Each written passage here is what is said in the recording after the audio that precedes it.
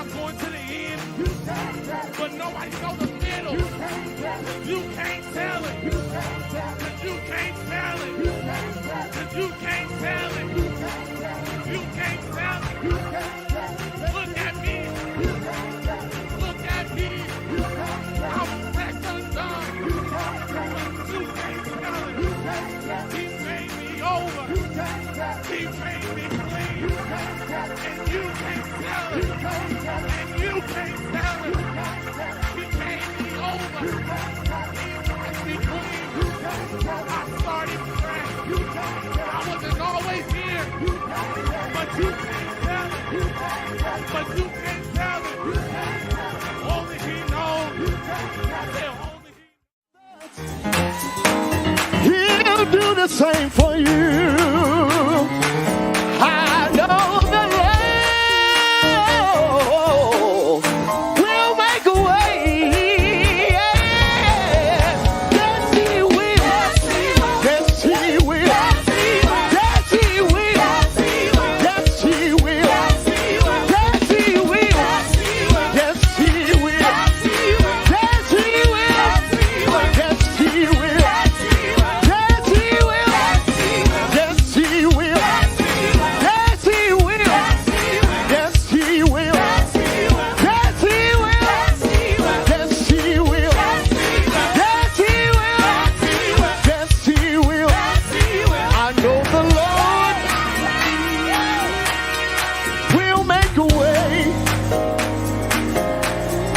Yes, He will. Anybody know that He will? Yes, He will. I know the Lord, will make a way. Yes, He will. Oh, yes, He will. There's no secret what my God can do.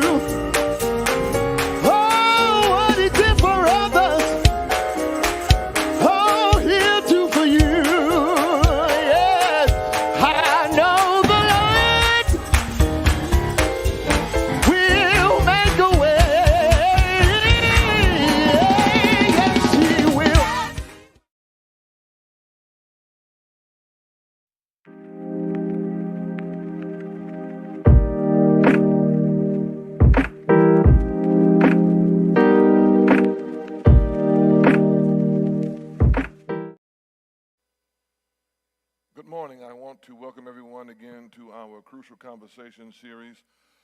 This is the second part of the series that we've had here at Cathedral of Faith Church, where we have been able to have the conversations that center around the empowerment and the development and issues that affect the black community, or African American community.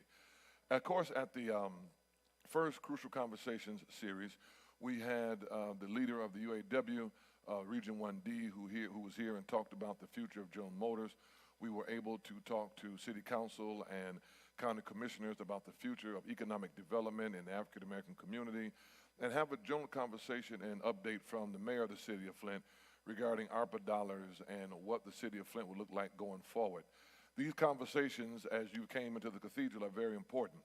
Right now, I want you to like and share. I want you to like and share. This is a hybrid event, which means that we have some people here in the sanctuary of the church, and we also have, of course, those of you who are at home or at work who will serve as a major part of our audience today who is viewing this program. I'm so excited because these are the types of conversations that we definitely need to have that center around the well-being and the benefits of our community. So again, those of you who are watching right now at home, I'm asking you if you would not only like this broadcast, but also share it. We know that our virtual audience will be larger than our in-person audience today, but we have taken the necessary precautions to make sure that people are socially distanced and temperatures have been checked and things of that nature. So please, right now, if you would like and share, tag others so that people can receive this information that we have here today. I am so excited to have some of our state's most prominent leaders here at Cathedral of Faith Church. I am Bishop Chris Martin. I serve as the pastor here of America's most exciting church experience Cathedral of Faith Church. You can check us out anytime on our Cathedral of Faith Church Facebook page or on YouTube at COFTV ! And so please allow me to introduce our panelists. We have one panelist who has not arrived yet, but I'm sure that he will be making his arrival here momentarily. To my immediate right, if you will give him a hand, is Mr. Marquis Taylor, Grand Blanc Senior. Sitting next to him, of course, is our fighter in the fifth, our champion, our hero, a man who is of no quiet reputation. We know him well around here, and he has our full support, our United States Representative, Mr. Dan Kildee. To my immediate left here is my dear brother and friend, another person who has been championing the cause in our community and fighting for justice, the Genesee County Prosecutor, Mr. David Layden. Would you give him a good hand? Thank you. And to his left, to my far left, is my dear brother and friend, a brother who has been not only in the trenches but in this community. He has built and founded a church from the ground up, and his experiences today and his intellect and his education will also add to this conversation now that he is a senior pastor of a ministry that he is the founder of. Would you help me celebrate Mr. Pastor Keon Thompson?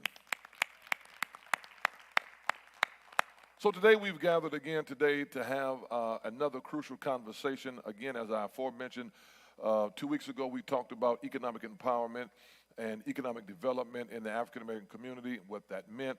We talked about ARPA dollars. We talked about what the city needed to do to move forward, to maintain and to grow a new tax base, and basically what it would take for the city of Flint to reclaim her financial identity and stabilize our way financially through the future. We also talked about pensions. We talked about GM's investments in the state of Michigan as it pertains to Lake Orion and the Delta Township plan. And we were reassured that our Flint Assembly is in good hands. We were reassured that Flint has a long-standing future with General Motors as it pertains to EV trucks and EV technology. And so with that being said, that conversation was very robust. It was very transparent and authentic, and that's the same thing we want to have here today. So those of you who are watching, again, if you've just tuned in, I want you to like and share. I want you to share this to your page right now so that people can get this information that they need. As we prepare to hear the opening remarks from our panelists, I just want to say that I have challenged this community to be part of these conversations. It does us no good to cry and complain when we are not willing to be part of the conversation. If we want to see real change in our neighborhoods, then we must come to the table and we need to ask the real questions of the individuals who we have placed in authority to make decisions for our community. And I believe that the willingness of these elected officials and these individuals to come into the neighborhood and be part of the conversation shows their dedication not only to the cause for which they are elected or appointed, but also the care and concern that they have for us as community members. And so before I start with Brother, I'm still in church calling everybody brother. Before I start with Marquis Taylor to give his opening remarks, and before all the panelists give their opening 2-minute remarks, allow me to recognize the newly elected vice president who serves along with me of the Genesee County Church of God in Christ Alliance, which represents over 55 churches of God in Christ in Genesee County, Pastor Carl Johnson. Would you stand? Give him a good God bless you. I also want to recognize the pastor and one of the senior pastors of the city. He is the leader of the Concerned Pastors for Social Action, Pastor Dr. Alfred Harris. Let's praise God for him being here today. And certainly we thank the Lord for all of you who have came out on this Saturday morning to be part of this program. So, Mr. Marquis Taylor, senior in high school from Grand Blanc High School, would you give us your opening remarks, please? You just want to push that button. You want to push the button up there. There it is. Just hold that button until it turns green. Hello? Yep. Okay. So I'm Marquis Taylor. I am a senior student at Grand Blanc High School, and I am the president of the Black Student Union. Today, I am here to speak on education and things that I feel need to be changed within the Black community, things that I feel can be improved. Thank you. All right. Representative Kildee. Thank you, Bishop, for assembling us today and for this series of really important conversations. From a federal standpoint, the challenge that is the subject of today's conversation, to me, revolves around the attack on democracy, which disproportionately is disenfranchising people of color. You know, it was in 2013 when the Supreme Court struck down essential provisions of the 1965 Voting Rights Act, which was really part of the march of progress to finally become the most and more inclusive democratic society. We were far from it, but at least when we had the tools within the Voting Rights Act, we were able to get at those instances when, for their own interests, people in government would do what they could to diminish access to the ballot. And it's as simple as we can state it. If they can't win through the power of ideas, are not willing to submit their ideas to the public conversation with the idea that the strength of their idea, their notions, their policies can compete against those that we offer, it's clear that they've intended to bend the will of the American people by limiting their right to vote. So the most important thing we can do at the federal level right now are pass two important pieces of legislation.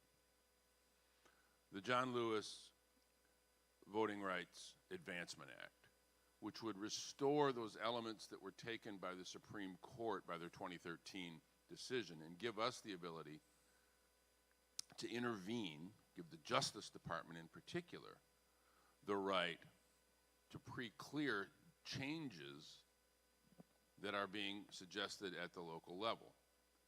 The dissolution of voting locations, the constraint on mail-in balloting, all those elements that we've seen and we've utilized to ensure people have access to the ballot are being taken away by state and local governments because they want to bend the will of their voters to their advantage.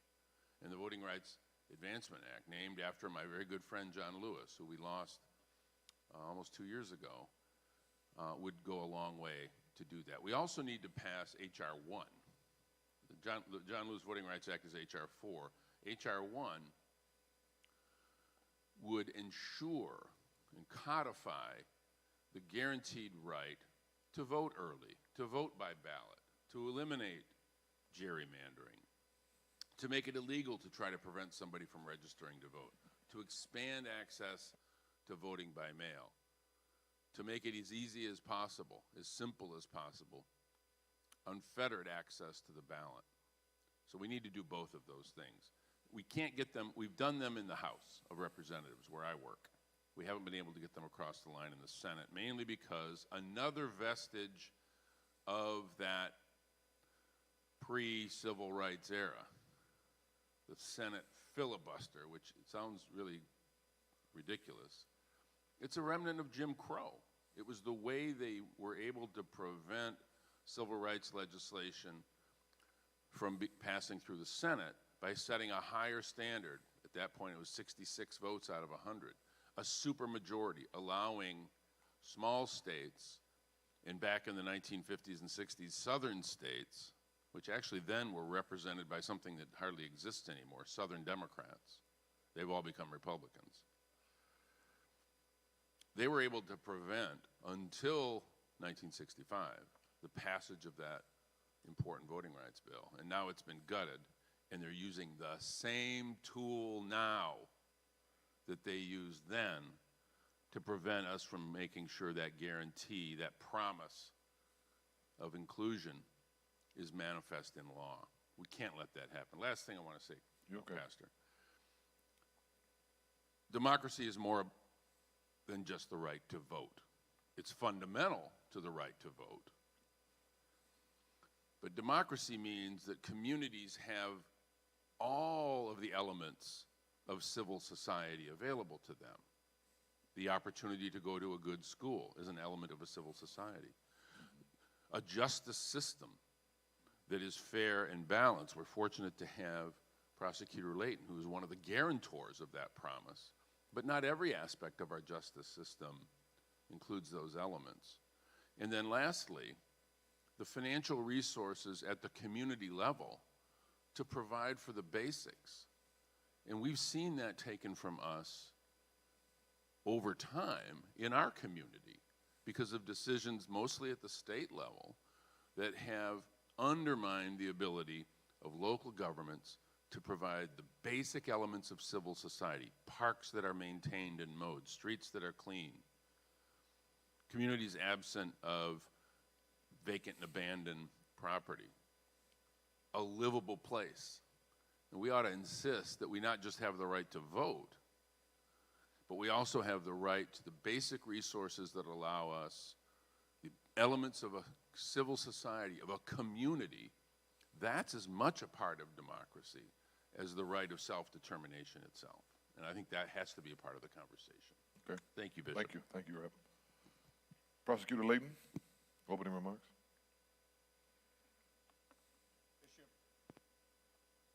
Uh-oh. Just hold it. There we go. All right. We had a little audio-visual issue yesterday up at Carmen Ainsworth Middle School, too. And yesterday it wasn't the operator. Today it is. Good morning, everybody. And Bishop, thank you so much for hosting this very important conversation, for inviting me to participate in it. And good morning to my fellow panel members, those in attendance, and those in social media land. Good morning to all of you. I've been privileged to be the prosecuting attorney for this county now I'm in my 18th year of service. Wow. I've been elected 5 times, and I am every single day grateful for the opportunity to serve. It's truly a privilege. I still love going to work. I love going down to the courthouse to try to dispense justice. And that's essentially what the prosecuting attorney's job is. And I actually prefer to refer to my position as Minister of Justice, because that's really the job. The job is not to prosecute somebody. The job is to oversee the justice system and make sure that justice is administered properly, fairly, evenly, and equitably to all citizens of our community. So I come to you with those initial thoughts. I would, before I get off into more specifics, Bishop, like to praise President Joe Biden today, because I think he did a very wise thing when he nominated Judge Brown Jackson to the United States Supreme Court. This is an extremely accomplished individual.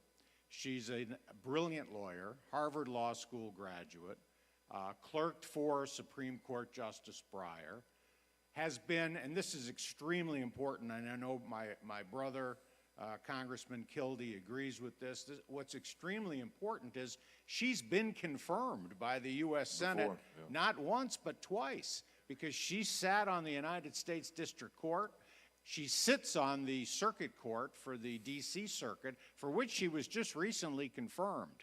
So she's been down this road, and those Republicans sitting across the aisle who may try to cause her some trauma, they're in for a fight, because this is a woman who knows what to do. She's brilliant, and she's going to serve the United States well for the next several decades. Oh, yeah. God bless President Biden for that nomination.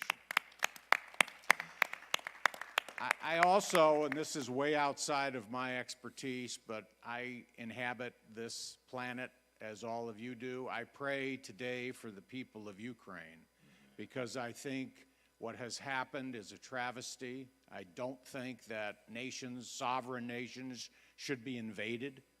And I know Brother Kildee will look out for our interests in that situation from his federal post. But let's pray for the people of Ukraine this morning. It was Attorney General Robert Jackson, who served under FDR, President Franklin Delano Roosevelt, who said, and I paraphrase, that the prosecutor has more discretion over life and liberty than anyone in government.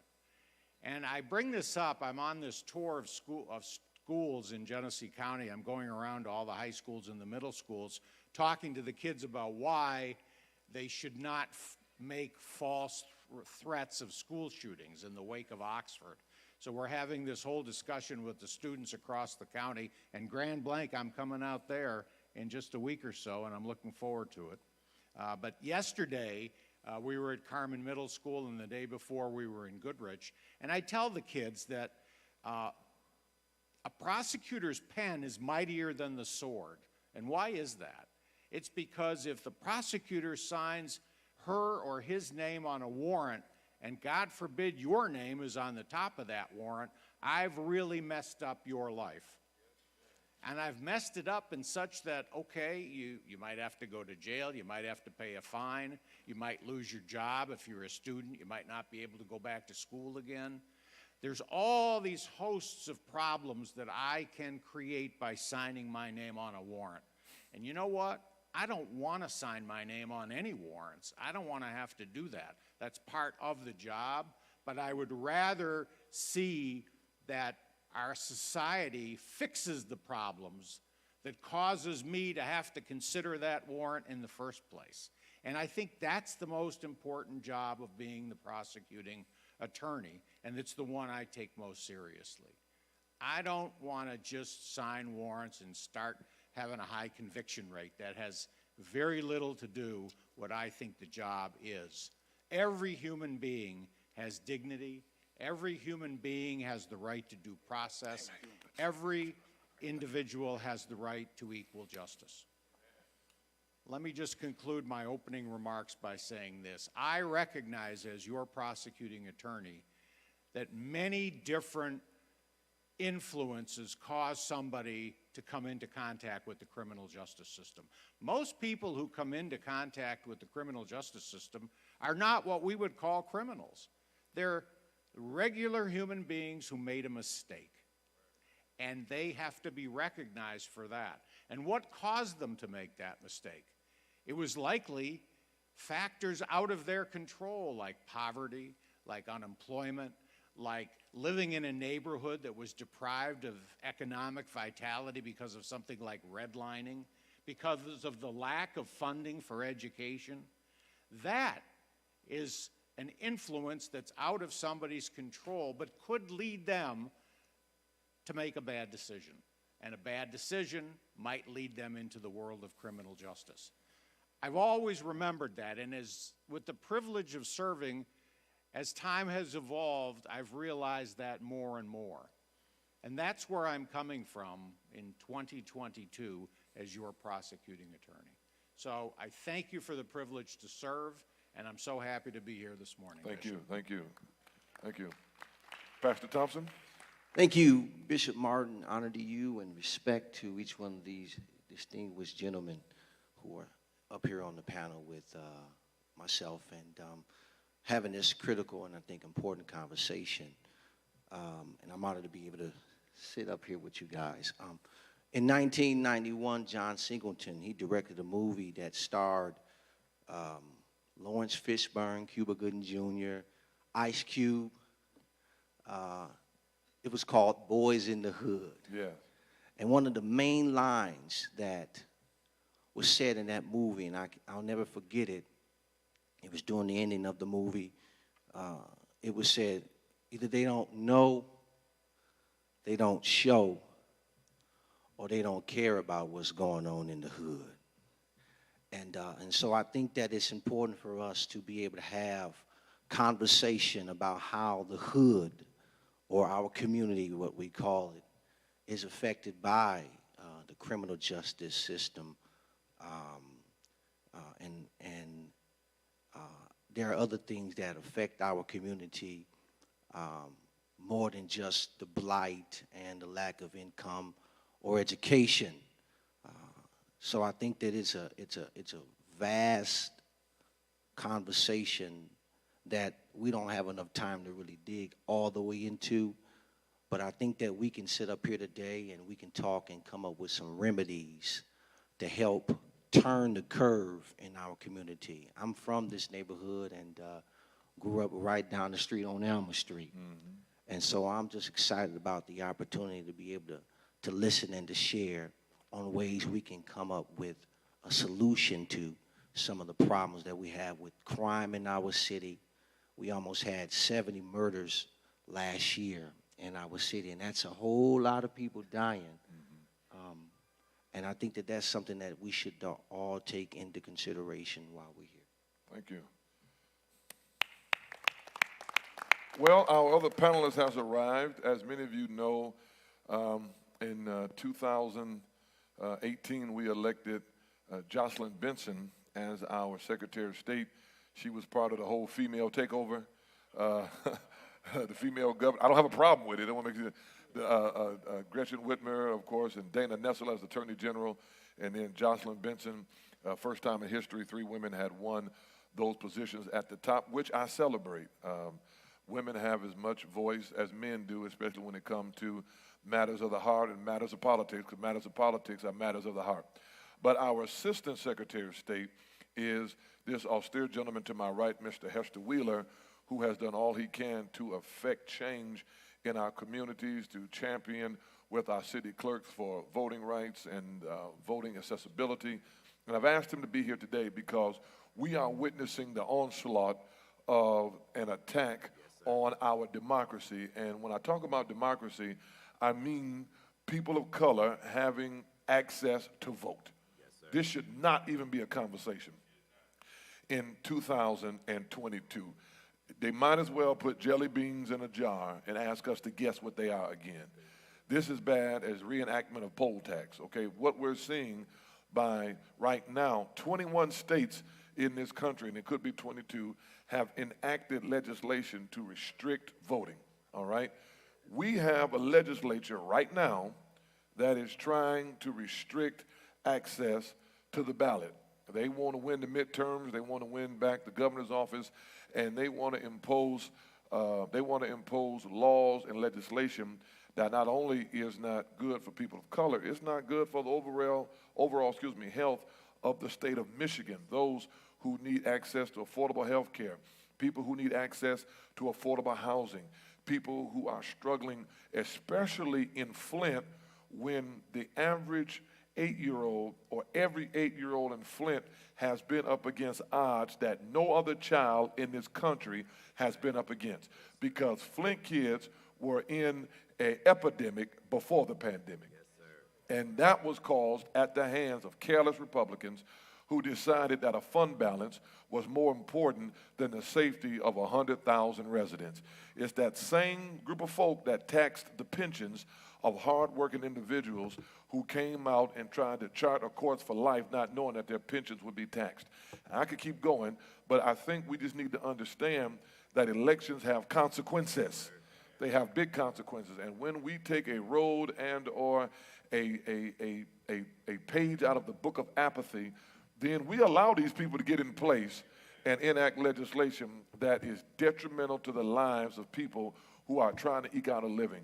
I want the panel to know you have City of Flint residents in here, you have Genesee County residents in here that reside in Flint Township, Flushing, all kind of places. You have educators in here today, you have GM employees in here today, you have a wide range of people who come from different economic and employment backgrounds, and it's important to speak to that in totality. So today, Mr. Hester Wheeler, who is our celebrated Assistant Secretary of State for the state of Michigan, is here. Would you give him a hand? My man. Please. Thank you, Bishop Martin. Yeah, no problem. Celebrated. I like that word. Yeah, so it's going to cost you. When I say stuff like that, it's going to cost you later. All right. Bishop. So I understand you guys put together a big committee, and you were trying to determine who you might invite to have remarks about this voter suppression. Yeah. And somebody suggested that you find the most handsome brother you could find. Right, and I couldn't find him. And you guys called him, and he said no. Then somebody said, well, let's get the smartest brother you could find. And you called him, and he said no. Yeah. And well, the next person said, well, let's get the most articulate. And y'all called him, and he said no. And then finally, Bishop, I guess you decided to call Hester Wheeler. And when you guys called me, I figured I better say yes. I had said no 3 times. Yeah, right. Right, all 3 of those people are here. So my main man, Brother KOD, and to each of the panelists, Brother Layton, I don't know if you remember, I had the opportunity to serve as Executive Director of the NAACP Detroit branch. Yes. And your run for AG, that was one of the last meetings before Election Day. You came down and blew that room. You set that room on fire. You blew everybody's hat. Bishop Martin, I appreciate you doing what you do. We are under attack. 39 pieces of legislation have been introduced right here in Michigan. Thank God we have the leadership we have because we can cut it off. And it's not just voter suppression generally. It's anti-black voter suppression. Right. Let's call it what it is. Let me be very clear about several things. It was the African-American vote that saved this American democracy. Yes. Let's be clear. Y'all did exactly, and African-American women showed out. From Stacey Abrams to Keisha Lance Bottoms to Muriel Bowser in Washington, D.C.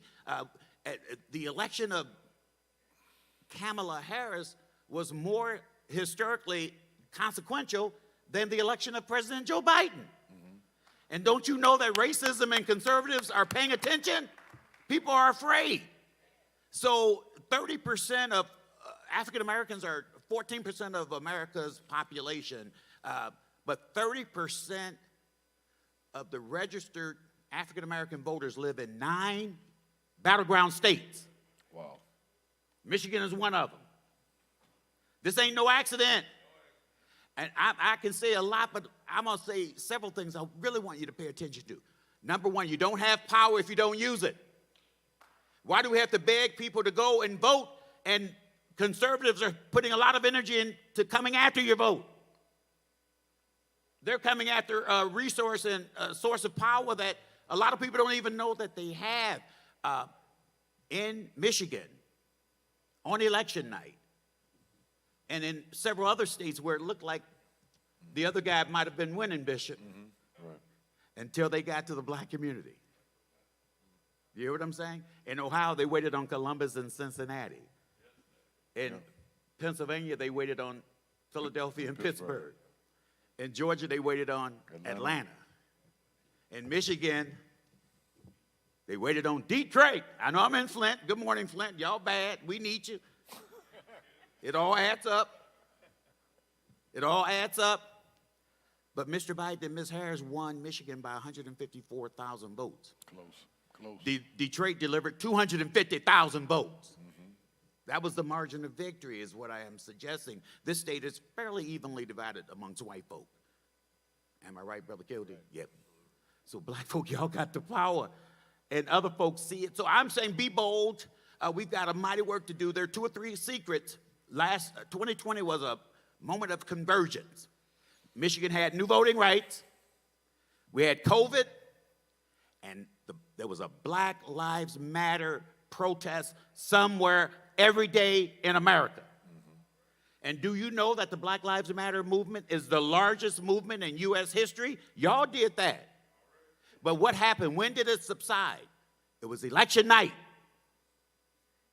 So young people went from protest to power on the biggest political night of the year. That's the election of the president.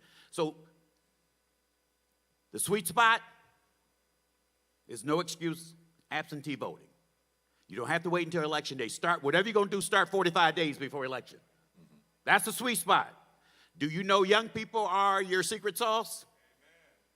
Do you know that young people, first-time voters in particular, if young people vote on the very first time, on the very first opportunity they get to vote, they vote for the rest of their life. If they miss that first or second opportunity, then it's people like us that spend the rest of our life chasing them. Wow. That's how significant it is. So I'll stop there. I've got quite a bit more to say about the success of our elections and the big lie that's being perpetrated. But I'm telling you, we've got to meet like this regularly, all the way through Election Day. You cannot wait until the election season to start.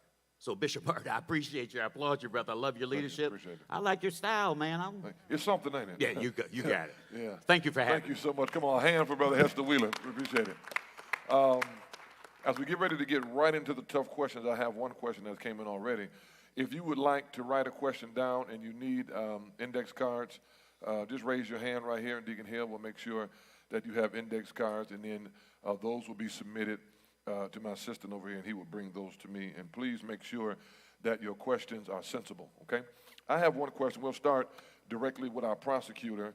I have a 3-part question for you, Prosecutor Layton, and I want you to address it. And then if anyone else has anything to say on the panel, please chime in. Again, if you're just joining us, thank you. This is Cathedral of Faith Church, Crucial Conversations, again, part 2, addressing the attack on black democracy and also crime in our communities. Please feel free to like and share this broadcast so that someone else can be enlightened about what we're doing here today. It's a 3-part question, Dave, so let me start off with the first part. How can someone be tried, sentenced, and sent to prison for life without evidence belonging to the accused? Well, our system in Michigan requires evidence, and to start any case requires evidence of probable cause, which basically means the police have to first believe that there's a reasonable belief that the crime was committed and a reasonable belief that the suspect committed the crime. That's step 1. We can get into a discussion about policing in this country because it's clearly come under the microscope, and rightfully so. Things don't always happen the way they should happen, but let's set that aside for the moment. In order for somebody to be charged with a crime in this state, in my community, there has to be probable cause evidence. So the police gather it, the police bring it to the prosecutor reviews it to determine is there a reasonable likelihood that this occurred and a reasonable belief that the person accused committed the crime. If so, then the warrant is issued. But that's not the end of the inquiry. The next step in our system in the state of Michigan is what's called the preliminary examination, where the prosecutor has to put real live evidence, real live witnesses on the witness stand in front of a judge, an elected district court judge, to show that there is probable cause that the crime was committed. Only then, and after that proceeding, which allows for a lawyer, allows for cross-examination, can a case be set for trial. And then, of course, in the trial, a jury of the individual's peers will hear the evidence. So, while there have been individuals in our country tried and convicted and sentenced and then later shown to be innocent by new evidence that has been discovered and then released, while that has happened, thankfully it's rare, because that's the one thing that would keep me awake at night, knowing that I have wrongfully charged somebody, knowing that I have caused somebody to be wrongfully incarcerated. So if the witness that is used to testify against the accused, if they basically give in to, let's say, turning evidence, then are they promised reduced service time, or is that used as a, I don't want to use the word ploy, but is that used as a bait to get them to talk, and how does that work? And does your office make sure that said evidence belongs to the accused, if you can follow that? Sure, yes. And Bishop, the answer to that is there are times in the criminal justice system, and we have done it, where we will take a co-defendant, if you will, and ask that individual to testify against the person that we think is the greater perpetrator. And oftentimes we'll use like the getaway driver to testify against the shooter. That happens because if we don't feel we have enough evidence without that testimony, and we have a very good feeling that that person took somebody's life and was the shooter, that's the person we really want to convict. That's the person that we think is the danger to the neighborhood, to the community. So we will, what we call, flip that individual in return for some type of leniency. That does happen, and it happens fairly frequently, not just here but elsewhere as well. Okay. And then is the lawyer, how can the appointed lawyer for the defendant not witness the client's witness, if you can follow that? Well, first and foremost, Genesee County is blessed to have some outstanding public defenders. We have some really fine lawyers in this community who step forward and represent the indigent criminal defendants, and they do a fine job. And they will cross-examine those witnesses that we are attempting to either give immunity to or give them some kind of leniency in return for the testimony. Now, one last answer to that question, Bishop, is that we did have a case where we convicted an individual, and then later on we learned that one of the key witnesses provided perjured testimony. We didn't know it at the time, but we found out later. I immediately had the lawyer for that defendant called. We met, and we had that individual immediately released from incarceration. Okay. Because we realized we cannot convict somebody on perjured testimony. And once we knew that, we stepped up to the plate. Okay. Rep? Well, thank you, Bishop. And I just want to say a couple things. One, this is why elections matter. Because what you just heard is an elected prosecutor using his authority consistent with the values of our community, which is what an election is supposed to produce. And so, you know, the act of an election is one thing. The consequence of election is really the thing that we ought to spend more of our focus on. The reason I mention that is that we're really fortunate to have this prosecutor in this position, exercising the discretion that he does. We're also fortunate that we have judges that we elect and we choose from among our own citizens, from the local bar, to serve in those positions where their discretion is exercised. And I mention that because one aspect of this justice question that we have to address, we began to address at the federal level with something called the First Step Act, is we need some reform within the criminal justice system, within the penal system, to ensure that despite the fact that a person may have made a mistake and is paying a price for it, that there's an element of human dignity afforded them. Particularly women who are in prison has been a significant problem. But secondly, and I think importantly, we have to undo the race-based decisions that have gone into mandatory minimum sentences. And if we can't get our arms around that and correct that, the tragedy that we see inflicted on people because of a mistake they made and the facts that lead to the requirement of a prosecution, we can't put our judges in a position where the discretion that they would prefer to exercise is taken from them. We can't have that, and we have to correct that. Right. So, Pastor Thompson, with your background and experience, I've often said to people that the police may have to arrest them, the courts may sentence them, and the other people may deal with them, but the pastors have to pray with them. We see the same thing that you all see many times before it gets to you and after it gets to you. And if it's not corrected, we see the final them because we have to speak over their lives. God forbid they end up losing their lives. And so the penal system and the criminal justice system, most African Americans would say needs, as you said, reforming. And it has caused us to feel as though crime is an outlet in which it should not be. I think it's tied to mental health. We're having those conversations right now with the Department of Community Mental Health, Genesee County Community Mental Health, how pastors can get involved and get social workers in the churches. We want to create pilot programs where the social workers can actually be in the church so they can come to the church and get seen, do the crisis line, and not have the stigma of going to community mental health. Pastor Thompson, as a person who pastors in Flint like I do, what's your thoughts about what the prosecutor said? When we talk about crime, when we talk about whether you think people are sentenced fairly, people of color versus people of other races, what do you see in this community as it pertains to that?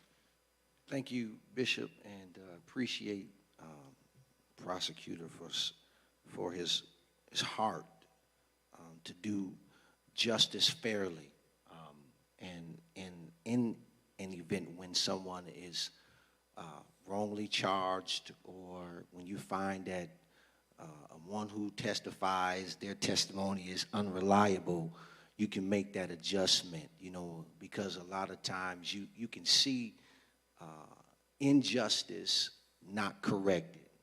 It seems like it should be that when a mistake is made, that the person that makes the mistake has enough humility to correct it immediately. Hey, because I don't want a person to be in prison for 20 years for a crime they did not commit, right. You know, and so we see that more so in our community, among black men, more specific, who spend time in jail for crimes that they weren't even on the scene when the crime was committed. And so that's one of those cries as a person in the community who cares have to hear and try to pray the family through, stand in the courtroom with, and hear those complaints. And policy is important, you know, and one of the things that is important for any person who has political aspirations and is a part of that process is this generation, they don't, as much as we want them to go to the polls, this younger generation, they have to see the benefits of their vote. If they don't see, okay, I don't need for you every 2 years or every 4 years to start sending me text messages. I'm tired of getting text messages. Don't start texting me when it's time for the election. Right. And when I get to the poll and when I make my vote, the promises that were made, we want to see those things happening in our community. We don't want to feel like we're being pimped or played for a vote. With all due respect, if I vote for you, you said this is what you're going to do, A, B, and C, then I want to at least see A happen. At least see A happen. You know, I understand that you have to go through different things, and you just can't make the final decision, because if you could, it would happen immediately. But at least we need to see something happen that's in our favor. Yes, African Americans, we helped to put Joe Biden in office. But we want to see a bill that gets passed like the George Floyd bill. Right. That keeps, that's right. And with all due respect to every community, because we're all human, but it's a I wouldn't say discouraging, but it's an angering thing to see other communities, whether it's Asian communities, the LGBTQ community, any other community that's outside of blacks, get bills passed quick. Get bills passed so fast. But we can't get a George Floyd bill passed that's going to keep black men from being. So I'm just saying, you know, all of that matters to us in our community because we're crying for it, and we've been crying for it, and we've been crying for it, and we've been being told to wait for it. It's going to finally happen. Well, when will it happen? How long do we have to wait? And I know that every police officer, because I had some close friends that are police officers, all police officers aren't bad cops. But let me say this, and I'll digress. With regards to voting also, if you don't connect, then you can't collect. Does that make any sense? Yeah, Jack. If you don't connect with the community, then don't expect for the community to come and stand in a long line to vote for you. I think that's good. I think that's good. Our criminal justice system is very important. It needs, I think everybody would agree, as I heard Representative Kildee say, as I heard Prosecutor Layton explain, and we're going to be kind of going back and forth between voting rights and crime, criminal justice reform, I think we all can agree that there needs to be some reforming of the criminal justice system. I was very happy that Dan Russell, the director of Genesee County Mental Health, actually reached out to me after he heard me give an interview with ABC 12 about the homicide rate when asked again about Flint starting off with a high homicide rate. And I said to the media at that time, I really believe that there's a connection between mental health and what we're seeing in crime. And I want to come back in a moment, Prosecutor Layton, on a question about mental health therapy, about people who are incarcerated consistently. And I've had that from a personal experience because my life was threatened by a person who is severely mentally ill, you know. And these types of things become major hurdles and challenges in the criminal justice system, and it's something that I think we all have to collectively address. So just kind of keep that in your pocket, and I'll come back to that momentarily. Pastor Thompson did a phenomenal job talking about the correlation by what we see in our churches in the community about what we try to defend, and then a conversation that Representative Kildee and I have always talked about staying on message, making sure that our communities are aware of just what Pastor Thompson said and the process. And I think the process is very, very important. When you talk about the George Floyd bill, you know, there was it escapes me what the exact name was, but it was to combat Asian hate crimes.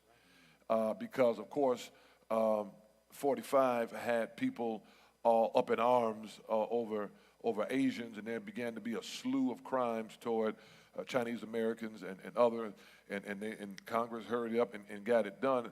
And my own personal opinion would be because Democrats believed in it and Republicans did too, because it wasn't us. And so these are the type of things where we have to stay on message.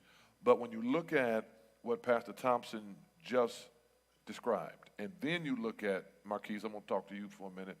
You look at this young man in New Jersey that we just saw brutally taken down by the police. Now, this young man was in an altercation with a young white man. And the young white man was clearly the aggressor. And when the fight started, the police in this county in New Jersey showed up, grabbed the African-American young man who was a middle schooler trying to protect themselves against a much bigger high schooler. They threw this young man on the ground, smacking his head up against the furniture. She made sure the white young man was safe while they put the knee in the back of this teenage, for the whole world again to see that this is it is a flaw, it is a stain on our system. Is every white police officer like this? No. But once again, we have a young person who is affected in the commercial place, the marketplace, with this type of overt racism by our criminal justice system. When you look at it from an educational viewpoint, there are many challenges that not only affect our young people as it pertains to being treated fairly in the marketplace, but also how they're treated in their educational institutions that they go to every day, which is why, Prosecutor Layton, I'm glad you're on tour, going to these schools, trying to make the connect, as Pastor Thompson said. People don't care nothing about you until they know whether or not you care. And so when you look at the educational system, just the struggles and the challenges I know you've had, because my daughter serves with you in the Black Student Union at Grand Blanc High School, I want you to speak to that educational disparity that you all have had to deal with, that is linked to messaging, is linked to whether or not African-American young people feel equal in a predominantly white high school. I want you to talk about it. So being black at a predominantly white high school, there are a lot of disparities that you can see. And you can even see those comparing Grand Blanc High School to Carmen Ainsworth. We have better things, but they don't necessarily, we don't get treated the same. And we're still discriminated against. And I was speaking to Lauren about this yesterday. Black men and black women were both discriminated against at our high school, but in completely different ways, which is weird. I never thought about that. And from what Lauren was telling me, when she does something smart, she's seen as a shock, which is almost disrespectful. Yeah. And for me, I'm always expected to be the guy who plays basketball, to play sports. I even get asked when I'm out in public, do I play sports? And I know Prosecutor Layton, he was speaking on the prison system. And how many of you guys are familiar with the school-to-prison pipeline? Yeah. And so lots of people feel that it's not necessarily real. So I decided to do research on that. And I found that researchers from Boston University, the University of Colorado Boulder, and Harvard University found that children who attend high school and had higher suspension rates, especially Black and Hispanic men, were significantly more likely to be arrested and jailed as adults. And I feel that it shouldn't be that way. And I feel that what we see in our schools reflects our real society. And we're attacked. Black men, Black women were attacked, and we are treated more harshly.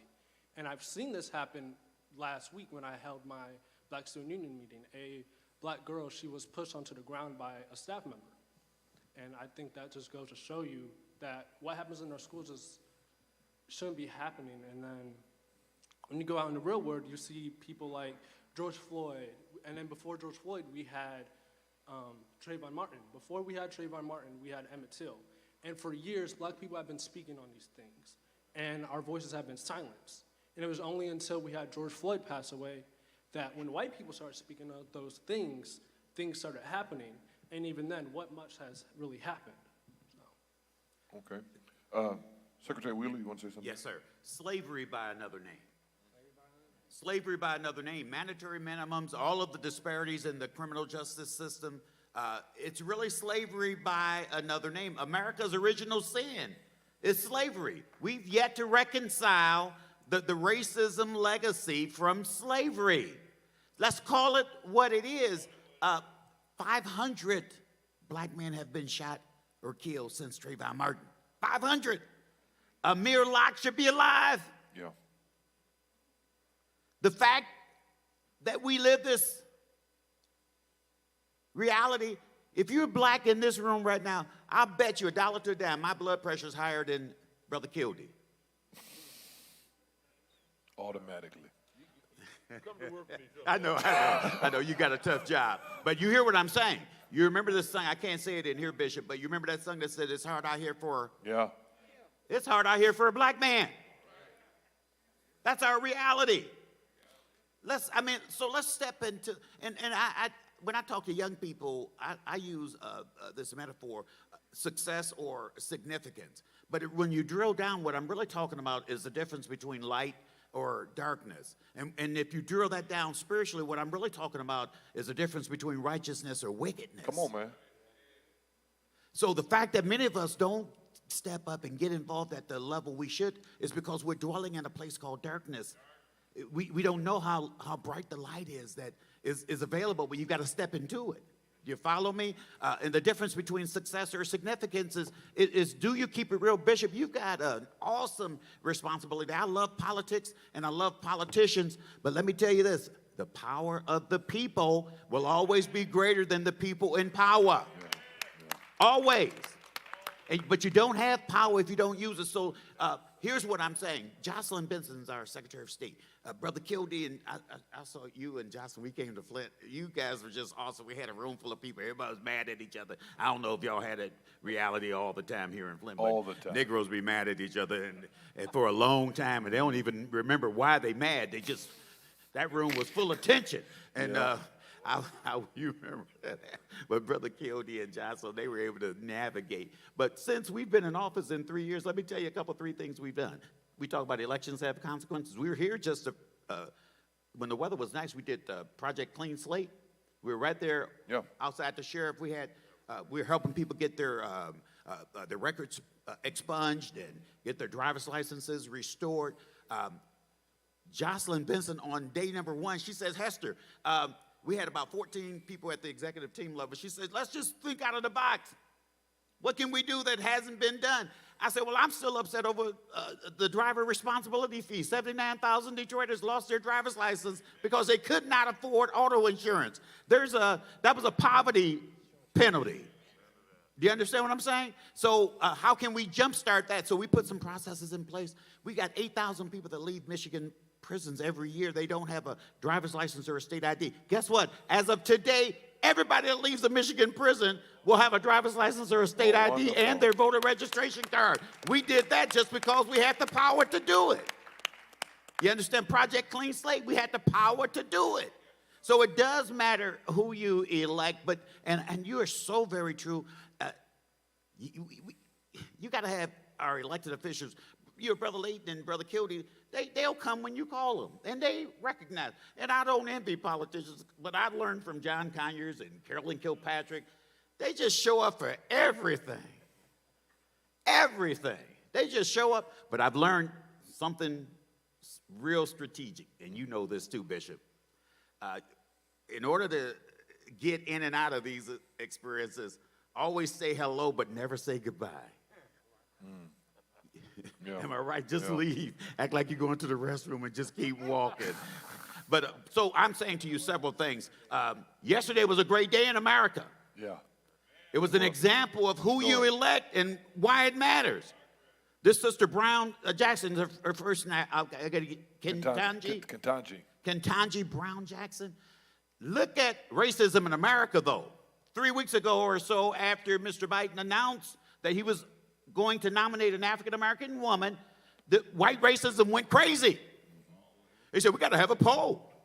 We got to determine who's the best qualified. There ain't never been a poll. No. Ever.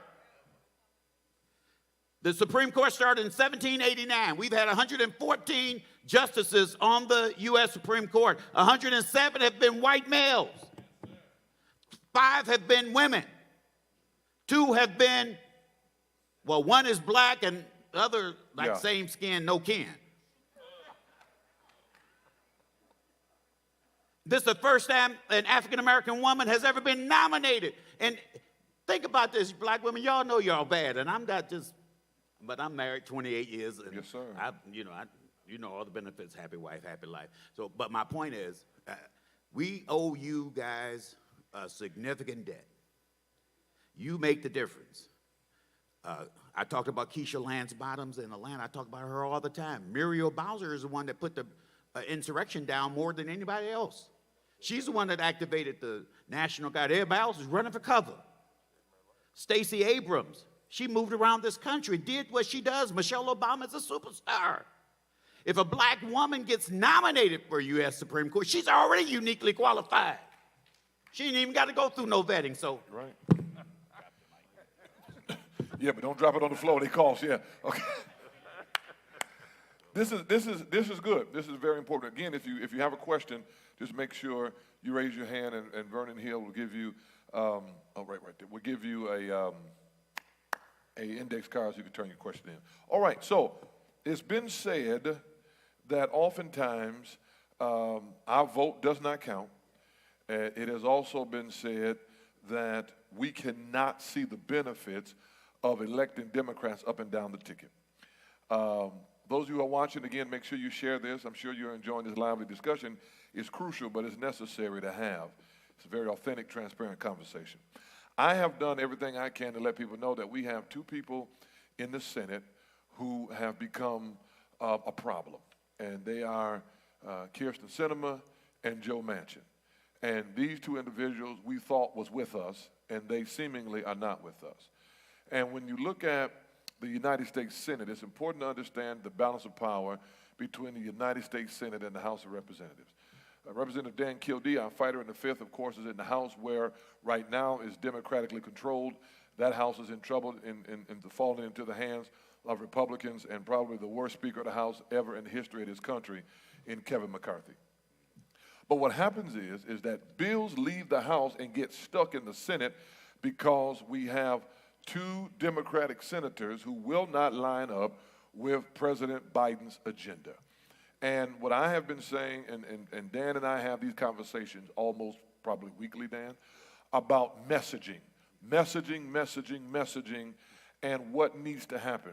You have a senator from West Virginia, a state that's not even big as Detroit, and then you have a senator from Arizona who feels that the Democratic agenda needs bipartisan agreement to move. But the bipartisan agreements cannot happen because the Republicans in Congress don't see a need for the George Floyd bill to be passed. They don't see a need for Build Back Better, which would spur thousands and hundreds of thousands of good-paying jobs in this country, universal pre-K, all of these things that we know we need in the urban setting. So the frustration that you feel, Pastor Thompson, I hope everybody understands, is a real valid frustration because elections can cause problems. But we talk about John Lewis. We talk about all of these trailblazers. Before John Lewis left this earth and he was ill and he had to cast a very important ballot in the United States House, I'll let him describe it. John Lewis, and I say this to people all the time because the former president is aiming at not only our governor, but now our United States representative. And redistricting, which I want somebody to talk about in a minute too, redistricting has caused a major problem because of population shift, because of lack of voting. And so Dan now has inherited 150,000, I believe it is, Republicans into his district. Our education, the funding for education, the funding for roads and bridges, the funding for Meals on Wheels, the funding for programs is at stake. So you talk about voting, you talk about, to Pastor Thompson's point, the apathy of our community because we can't see progress. It has to be addressed through proper messaging. We talk about John Lewis. Oh, I'm getting into good trouble. John Lewis thought enough of this man to call him and say to him, I want you to represent me in the House because I'm too sick to get to the House to vote. Whether you value that or not, I just don't think you can value a person without valuing their decisions and their choices. Dan, many have said, and Pastor Thompson brought up a very real situation that I have shared with you and others, that African Americans feel as though they cannot see the benefits of what we did in 2020. Now, there are those of us who are who know that there has been a blockade by us. And when I say us, I mean Democrats. We see the apathy right now of Stacey Abrams and other minority groups who are feeling as though President Biden has not, and the Democrats have not delivered on promises. Yes, he's nominated Judge Brown. He's gotten through the infrastructure bill. What I've argued with people is that he hasn't had any legislation passed because it's been blocked by the other Joe. So if you could speak to how should we be feeling, what should we feel right now about what we did in 2020? Why are we justifiably apathetic about what is going on? It's a really good question. It's a thoughtful question because I think it gets to the heart of the matter, and that is that the challenge to us in messaging actually goes beyond that. It's in leveling with people and having an ongoing conversation so that we all understand what the barrier is that we need to overcome in order to have a government and government policy that is a reflection of the will of the people. And that's what we don't have right now. Right. So in the House of Representatives, where I serve, where we have a very thin Democratic majority, we passed the George Floyd Justice in Policing Act. We passed H.R. 1. We passed H.R. 4. We've passed these transformational bills through the House of Representatives, and one would think with a technical majority in the U.S. Senate, technical because we have 50 Republicans, 50 Democrats, and Vice President Kamala Harris breaking every tie vote, that those pieces of legislation would have been to President Biden's desk and passed into law. But we got to level with folks. As you said, we have a problem. And sometimes the problem is the Republicans, sometimes the problem is the Democrats. Yeah. And right now we got a problem with two Democrats. And wait, there's no sense trying to say it some other way. That's just reality. And so how do we deal with that? We either change their minds or change who's sitting in the seat they're sitting in. There you go. Or get some more folks in those seats so that we can overcome them if they stay there. Right. And that means we've got to win. We got to reelect Senator Warnock in Georgia. We got to make sure that we take back a Senate seat in Pennsylvania. We got a chance to win a Senate seat in Ohio. We got to overcome, to use a term that is very appropriate, we got to overcome those two so-called Democrats. And here's the thing, it's not just them. That's true. Because there's a sort of conspiracy of silence in the Senate around the filibuster. Because while Senator Sinema from Arizona, who came to Congress with me, and with whom I have obvious differences, and Senator Manchin, while they are seen as the barrier, there are other Democratic senators who sort of silently, quietly, surreptitiously oppose the reform of that Jim Crow-based filibuster rule that prevents them. This is the most, I think, irritating aspect of all of this, is that filibuster rule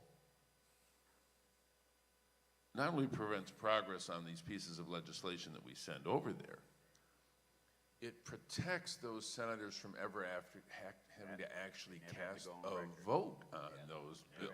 They get to hide. So they're hiding behind something.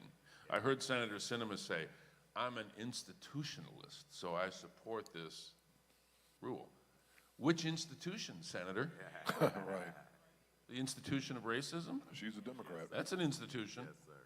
So you can be an institutionalist, but you better be awful careful about what institutions you choose to protect. Say that. So that's where we have to make it. We have to make it different, but we have to be plain with folks, and we have to explain. Because this is a very important point, Pastor, that you make. This is a very important point. We need to show people what we have done. Yes, sir. We don't get credit for what we're for. Amen. You know? And this is where Democrats are culpable as well. And I'm just going to lay it out, Very honest. okay? Very honest. Yes, sir. Because there are some folks that I work with that happen to be Democrats that, number one, think they speak for a community that they don't really interact with very often. I'll give you an example. And it has to do with policing. I listen to my constituents, right? You do. We need police reform, right? Yeah. I'm a sponsor of the George Floyd Justice in Policing Act. We need to eliminate no-knock warrants. We need to deal with chokeholds. Even though in Michigan our training protocols don't conclude that, we need to deal with these issues. We need to outlaw and make actionable against police agencies that use racial profiling, right? That doesn't mean defund the police. Right. Because when I talk to the community in Flint, in Saginaw, You want more. they don't want me to eliminate the police department. Not at all. They want me to fix it. They want us to fix it. But we got some folks who are self-appointed, some Democrats, self-appointed advocates for a community that they don't live in or listen to. We can't let that happen either. That's a problem with Democrats too. So we got our own problems, you know? And we need to take that. And we got some folks, and these are often the folks who think they get credit for what they're for, not for what they've done. They go home at night, they practically break their arms patting themselves on the back for how righteous they are, having done nothing for the people that they profess to love so much. We have to deliver. But the other piece of this, and this is where the messaging does become important, there's another side to that coin. We do need to do a better job of explaining to people those things that we have done that has had an impact on their lives. Last July, on July 15 of 2021, with one vote, we lifted half of the children in America who live in poverty out of poverty. And we did that because we passed the American Rescue Plan. Yep. It included the child tax Child credit, tax credit. Yep. an investment. Finally, and it was only temporary. It expired in January of this year. But finally, we decided that we're going to have an economic system. This is systemic. And this is one of the issues that I think we need to deal with. All these issues that we're talking about around race, for the most part, they're not always these individual obvious acts of racism. It's the system that is tilted against people of color and, frankly, against people of limited means as well, which goes across. This includes a lot of folks who live in West Virginia, by the way, that Joe Manchin seems to be blind to. So we need to explain what we've done to have the strength and the power to continue to do it. Like, for instance, if we could simply reinstate the refundable, pre-funded child tax credit, Yes. which, let's face it, the folks at the top of the economy have all sorts of similar benefits that fall in their direction because the system is tilted toward them. We ought not be apologizing for policy that says that we're going to start with the people who have the greatest need for help, and that is to make sure that every child growing up in this country has a chance, has some reason to be hopeful, has the basic needs met, so that we erase at least that aspect of their existence from being uncertain. We did a big thing at Joe Biden's insistence that Democrats delivered without a single Republican vote. We lifted every child, half of the children, I should say, not every, half of the children living in poverty came out of poverty. And the debate, remember the whole debate over the Build Back Better agenda? This is part of the problem with messaging. What was Build Back Better? I can tell you one thing that was in it was my bill to extend the child tax credit, to make it permanent. Now, we didn't do a very good job of messaging that, but we need to do that. We need to make sure people completely understand by leveling with them, by not assuming that whatever means of communication they're getting news from is going to tell them the whole story, because it won't. There's nothing like us being in the community and saying, this is what's at stake. That's what we have to do. And so what is at stake in this next election? If we're able to get a couple of more senators so that we can overcome the two that seem to be standing in the way of progress, we can raise those children back out of poverty again. That's what this has to be about. And that's why the conversation has to be an honest one and a consistent one, and not one that is just all about us trying to come up with the most catchy slogan to try to persuade people to vote, but have a conversation and respect people enough to know their interests. And if we present the case clearly enough, people will do what's in their interest. Mm-hmm. Thank you. Marquis, you are a senior in high school. Are you 18 yet? You are 18? You just heard the rep talk about what they're trying to accomplish in the House. Have you voted yet before? No, sir. I turned 18 a few weeks ago. Oh, you just turned 18. Happy birthday. All right, yeah, happy belated, I guess. So you're in the fight then. You're eligible to help us in this midterm fight. Secretary Wheeler just talked about glad to have you. Secretary Wheeler just talked about, obviously there's data that shows that if you guys don't vote right out the box, then you don't vote, but if you do, you stay a voter. After listening to the rep, after listening to Secretary Wheeler, tell me, what are your thoughts now that, I mean, I know when I turned 18, I was excited to vote. Tell me what your thoughts are. Being a senior, you got it. You can have your voice heard. You can vote for Dan Kildee. You can vote for Governor Whitmer. He said, you can vote for a lot of people. You can't vote for this guy yet, but it's coming. It's coming in 2 years. So tell me what your thoughts are about voting and how you see your vote. Well, as a high school senior, I feel that we have a lot of power as young folk. And I believe that with that power, we need to be sure to use it. We especially need to vote. And growing up, especially this year, I never really realized that until I started the Black Student Union at my high school. And I've seen a lot of change come from that. I mean, right now I'm sitting with these amazing men. And now that I have the ability to register to vote, I know I'm going to vote now. And I also feel that I need to become more educated in what's going on within our political system and what's going on in our country and even what's going on in our state and our cities. And I feel that other people, not even just teenagers, but even some adults, some elderly folk also need to become more educated on what's going in within our societies and what's going on within our communities as well. Wonderful. Can I just say something? Yeah, go ahead. You know, I want to encourage you on this path. And I'll tell you just 30 seconds. This goes back to when I first met David Layton. You going that far back? A long time Okay. ago.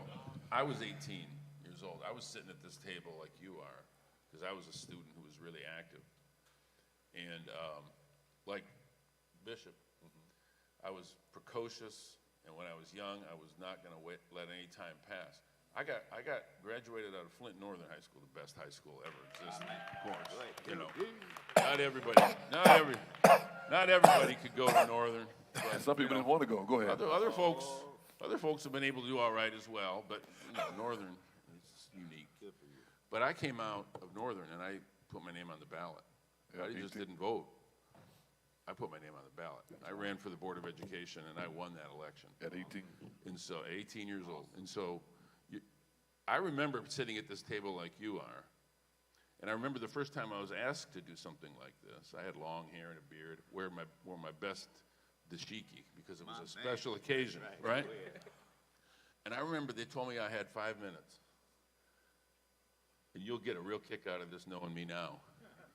I thought to myself, how am I going to come up with 5 minutes? I can't even get to my middle name with 5 minutes right now. You are ready. So don't wait. You're ready. Do you mind if I speak on education? Oh, yeah, go ahead, Marquis. Yeah. So earlier you asked me about education, and I was a bit nervous, but now I... Get comfortable now, huh? Yeah. And so just how police needs reform, I believe that the education system needs reform. And I think a big thing that needs to be done within our education system is educating our teachers on how to deal with minority children. One of my teachers at my high school, they majored in multiculturalism and urban education at University of Michigan Flint. That major isn't offered anymore. And with that major, he learned how to properly talk to black children or just minority children as a whole. And I've had situations at my school where I've had teachers say something that's, frankly, I think is inappropriate. But I don't think that necessarily makes them racist. They're just ignorant and don't understand certain things. Another thing that I feel needs to be done within our schools is educating our teachers and our staff members about the importance of mental health. Because a lot of my peers, they struggle a lot with mental health. And if they don't get the support at home or that foundation at home on how to deal with their emotions or how to deal with certain problems, then the only place that they can get that foundation is from school. But the thing is, not many teachers are educated about those things or even staff members. And so these students' issues, they just go unnoticed. And with me speaking on reform, I also want to speak on police reform. So before I came here, I was talking to my peers about what needs to be done in the Flint community because I don't live in a predominantly black community, but at the end of the day, I'm black.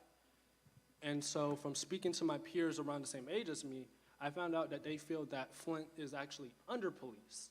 And I was under the impression that it was actually over-policed. So I want to do my best to represent them and speak on what they feel. And so my friend Dayon Hyatt, he said that he hasn't seen a police car in Flint in 2 weeks. I mean, not 2 weeks, since January. And every time I decide to leave my house in Grand Blanc, I see a cop around 5 o'clock sitting on the corner. But when I leave my barbershop at night, I never see a police officer in Flint. And speaking on that, I also asked my barber how he feels about the Flint community. And he said that the only time he ever sees police cars in Flint is it's a state trooper and not actual FPD there. And so going back to Dayon, he also said that a lot of murders go unsolved in Flint. And I know one of our panel members, he said there was 8 homicides in Flint. And that shouldn't be happening. And that leads me to my next point, which is I did some research on how different communities are policed. And what I found was this researcher, Danica Gordon from the University of Wisconsin, she found that 2 districts within the same jurisdiction are policed completely differently. And what she found was in white residential areas, police were more quick to help and be just like genuine good people, I guess, for a lack of better words, compared to black districts. They were doing unnecessary traffic stops, and they were seen as more aggressive by the citizens who lived in those black communities. And you mind if I look at my data real quick? No, you okay. I think everybody's enjoying you. You're doing good without the data. That's awesome. And so what she found in predominantly black areas is police officers focus on intervening violence through traffic stops, which many seen as aggressive. She found that black neighborhoods are over-policed when it comes to surveillance and social control, but under-policed when it comes to emergency service. And I think that's an issue, because with all these homicides, these violent crimes, nothing is being done. But when it comes to simple things like traffic stops and things like that, police officers are quick to stop those and intervene with those. Wow, interesting. Good stuff. Good stuff. Oh, sure. Pastor Thompson? I've been enjoying this young man over here. Can y'all give him another hand clap? Young, fresh mind, and seem to be on the right track. You know, I just want to say this. Thank God for the Flint Police Department. Thank God for the Flint Fire Department. Yeah. But the fire department, they never stop fires from getting started. They only come once somebody says, hey, it's a fire over there at 605 West Alma. That's my grandmother's old house. But I'm saying that to say, police, they come once the crime has been committed, right? So we call the police when we feel like a crime has been done to us, or we feel like a crime is getting ready to happen. So they're responding to the crime. You know, the stopping a car just out of suspicion. They can stop my car out of suspicion. You know, and I'm afraid. I used to have the attitude, you know, I'm not riding dirty. I don't have anything in my car. I don't have to worry about, I got insurance, I got registration, but I'm afraid. No, that's enough.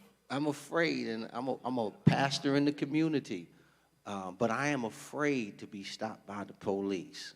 I'm afraid. I shouldn't be afraid, but I'm afraid because what I've seen on television, what the media allows us to see, whether it's the news, whether you're watching CNN and their viewpoint, whether you're watching Fox and how they explain it. If you go on YouTube right now, and if you Google on YouTube and search for a white man being shot by police, you won't find a video like that. But the media always put in front of us and everybody else a black man being shot by the police. Not saying that white men aren't shot by the police, because I believe that they are also. But you can't see it on television. You can't pull it up on your phone. So it's the norm to see a black man shot by the police. We watch it and we've become desensitized to black men being shot by anybody. It doesn't even have to be the police. Wow. You know, so I'm afraid to be stopped by the police officer. I know a few cops, and I'll had to drop their names if I do. But the point is, young man, when you get to that place in politics, don't forget how you feel now.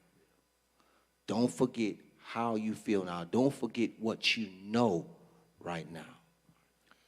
Thank you, Pastor Thompson. As we get ready to transition back again to crime, we've been going back and forth between black democracy and crime. I also want to say, Genesis Jones, I want you to stand up. This is a senior at Carmen Ainsworth High School who will also be voting in midterms this year. All right, I want you to clap for her. She turns 18 in October, and so she'll have a say in your future too, Dan. So you may want to talk to her after the meeting. Yeah, that make sure, as her mother sitting right over there, a loyal member of General Motors. Yes, we want to make sure you talk to her too. All right, Prosecutor Layton. Some say that the criminal justice system has failed our black community when it comes to mental health. Mental health is not addressed when individuals become habitual offenders. Why is that? So many people come into contact with the criminal justice system who have mental health issues. There is no question about that. I don't have statistics. I wish I did. We're trying to get a better case tracking system so we can actually come out and give statistics about how many people are actually having mental health issues in our criminal justice system. One of the things that we've done, and it's not the end all and it's certainly not the only answer out there, is we created a mental health court. So if somebody comes through the criminal justice system, they're identified as having entered the system because they have a mental health problem, we will, as long as they qualify, and I'm going to get to that in a minute, will divert them to the mental health court, where they will hopefully be offered and accept the treatment that will get them on a productive road. That's the goal of a mental health court. And at the end, they'll come out of it with no conviction at all. Their record will be clean, and they'll be able to get back on with their life. That's the goal. The mental health court is run by administrators funded by grants that come through the state court administrator's office, which is headed up by the Michigan Supreme Court. And there are mental health courts in a lot of different counties, but I'm only speaking to the Genesee County Mental Health Court. The court itself is overseen by the probate judge, Jenny Barkey. She does an outstanding job. She sits there, she cares about those participants. I'm the gatekeeper. You can't get into that court unless I say it's okay. I am somewhat tied up by the parameters that the SCAO, the state court administrator, puts on the mental health courts. For example, we had a case where somebody was, I think, abusing animals, and he was clearly mentally ill, and that's why he was doing it. I said, this is clearly a candidate for mental health court. They came back to me, the administrator of the SCAO came back and said, sorry, we don't take animal abusers in the court. And I said, hold on. You set this court up to help people with mental illness. This person clearly has a mental illness. We had it documented by physicians, by psychiatrists, by psychologists, by social workers, and they said, no, well, it's on this list, they don't qualify.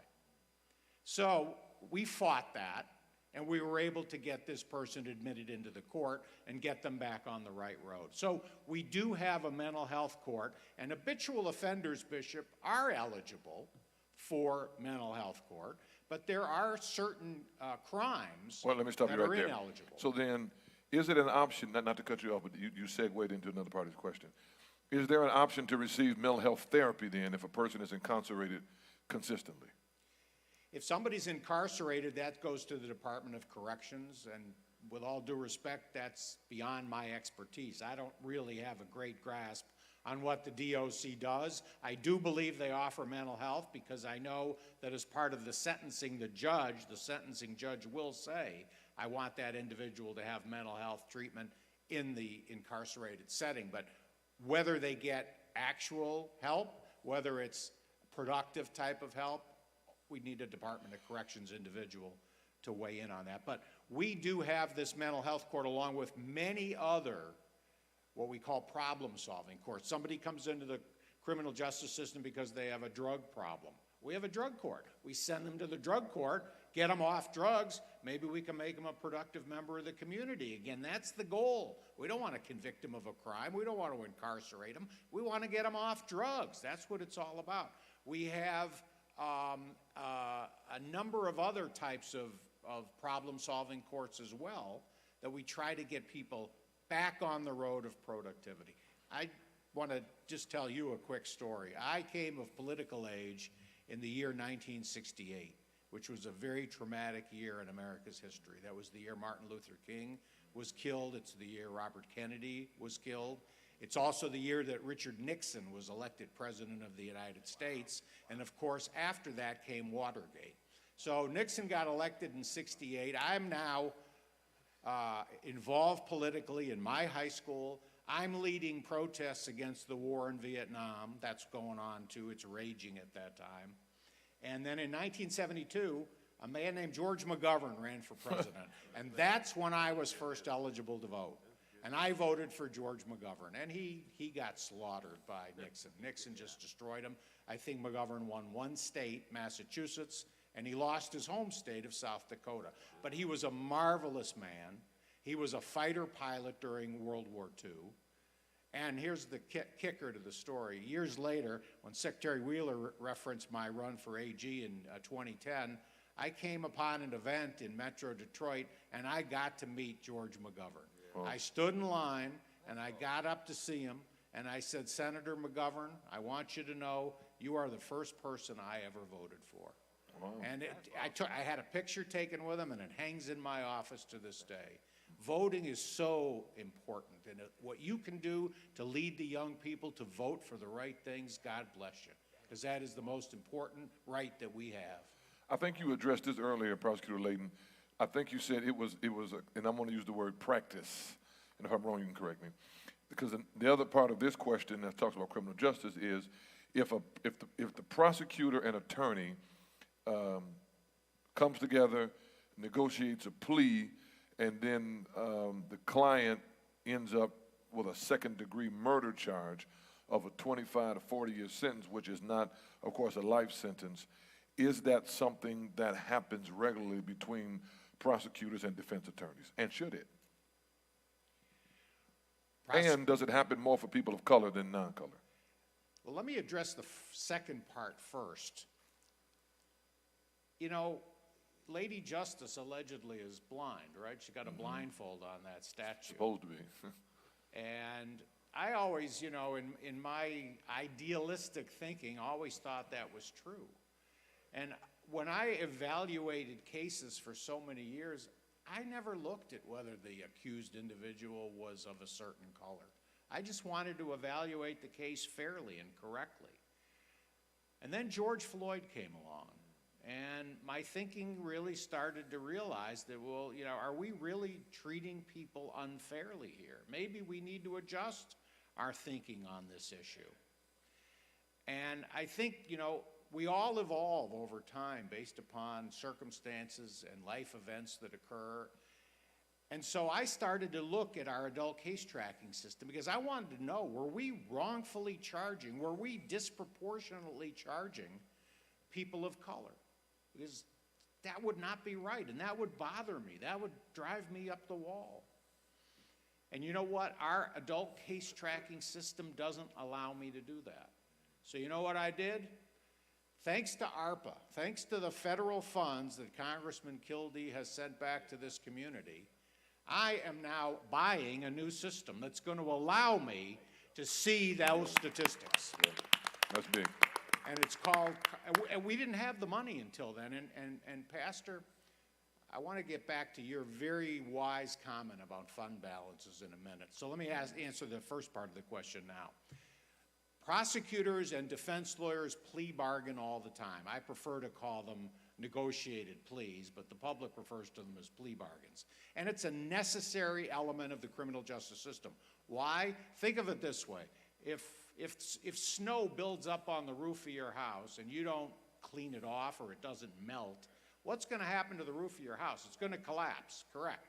So, same thing in the criminal justice system. There's so many cases. 8,000 cases a year go through the Genesee County Prosecutor's Office, and that's just from us into the circuit court.